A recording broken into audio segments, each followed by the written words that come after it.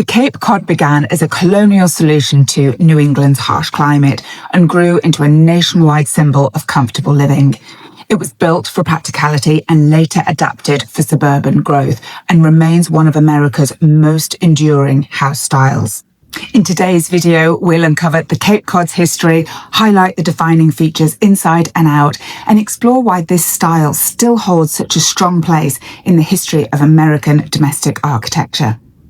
The story of the Cape Cod home begins in the late 1600s when English colonists settled along the windswept coast of Massachusetts. Drawing on the modest cottages they had known during their time in England, they adapted the design to survive the brutal New England winters. And the result was a pared-down version of the original colonial home, low 1.5 stories with a steeply pitched roof to shed the snow and a massive central chimney to heat the entire home. Built of local wood, often with cedar shingle that weathered to grey, these early capes were practical and durable, perfectly suited to their coastal settings. For centuries, the Cape Cod remained largely a New England regional architectural style until the colonial revival movement of the early 20th century brought it back into focus. Boston architect Royal Barry Wills, often nicknamed the Cape Cod Guy, became its most visible champion. He argued that the style's simple symmetry and compact scale made it timeless, and through his widely circulated plans and books, he refined the Cape Cod for modern living while keeping its proportions authentic. After World War II, this architectural style exploded nationwide. Returning veterans created a huge demand for modest, affordable homes, and the Cape Cod was promoted by builders, developers, and even the FHA, the Federal Housing Administration, which published standardized plans. And entire neighborhoods of Cape Cods appeared, most famously in Levittown, New York. By mid-century, the Cape Cod had grown from a colonial survival house into the cornerstone of suburban America. From its earliest days, the Cape Cod was never particularly into decoration just for the sake of decoration. Instead, it was about building something practical, sturdy, and suited to the environment. So let's take a look at the exterior defining features which set the Cape Cod apart. And the first thing to spot is the colonial family DNA, which is really easy to spot on the exterior.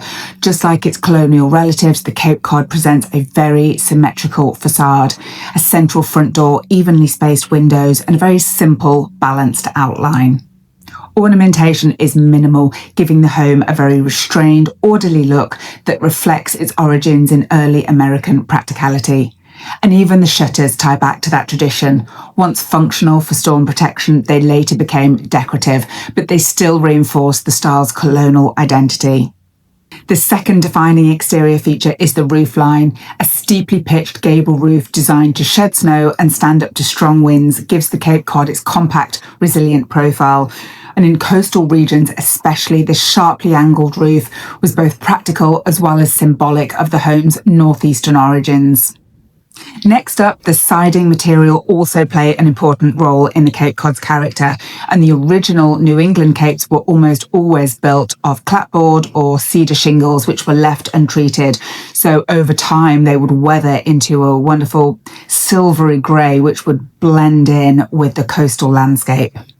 In the revival period, builders often painted clapboard for a more modern look, and in suburban developments sometimes turned to brick veneer and later synthetic siding materials that imitated the traditional finish but promised easier upkeep.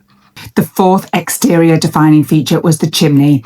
In the original colonial versions, this was placed at the centre of the roofline, allowing the fireplace to heat multiple rooms at once. This not only anchored the house visually, but also made it more efficient in harsh winters.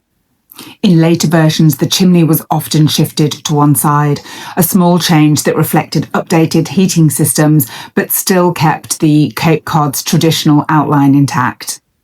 And finally, the last defining feature is the form.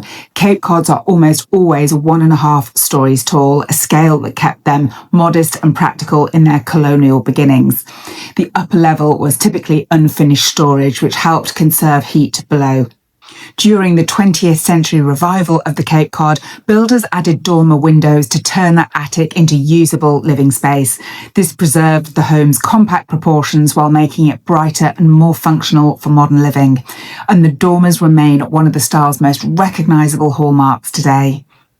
Now let's move inside and take a look at the defining interior feature. But first of all, if you're enjoying this video, please like, share, subscribe. It really helps me out. And drop a note in the comments. Let me know what your favourite architectural style is and what house you'd like me to cover next. Early Cape Cods followed a compact and efficient floor plan with a hall and parlour layout that placed two main rooms at the front of the house. The design was straightforward and practical. It provided just enough space for daily living while keeping construction simple and affordable. Circulation was kept tight with small passages and stairways leading directly to the upper level, which reinforced the home's efficient, no-frills character. Next up, the ceilings in Cape Cod were deliberately kept low to help conserve the heat during the long and brutal New England winters.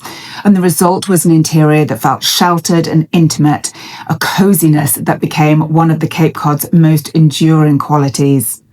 Even in the revival era, when builders modernised many other aspects of the home, the ceilings were still kept low. And although this is kind of surprising, it was a great move because it really helped preserve the Cape Cod's scale and character.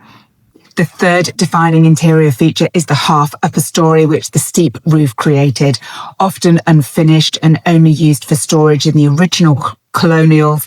In the revivals, however, this space was commonly transformed into bedrooms.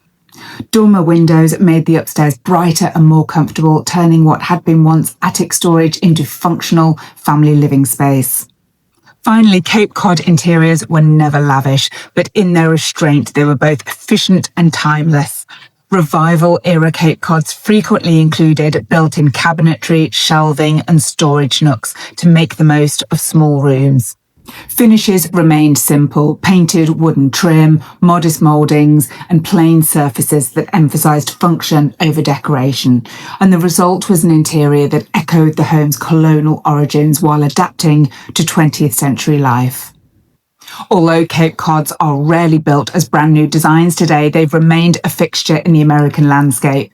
In the Northeast, original colonial versions are preserved as historic treasures, while across the country, thousands of revival-era capes line suburban streets. The style's reputation has shifted from practical necessity to nostalgic charm, and buyers often see Cape Cods as cosy, approachable, with strong ties to tradition, even though they're quite a bit smaller than modern preferences. Cape Cods are also remembered as a symbol of mid-20th century growth. They evoke the post-war dream of home ownership and stability, while still tracing their ancestry back to the earliest days of the colonies. And this dual identity, both historic and familiar, helps explain their lasting appeal. Today, whether carefully preserved along the Massachusetts coastline or renovated within a city neighbourhood, the Cape Cod endures as one of the most adaptable architectural styles in the American story. Thanks for joining me on this deep dive into the Cape Cod. I hope you've enjoyed it. Please don't forget to like, share, subscribe. It really helps me out. And I'll join you here next week for more Homes Explained.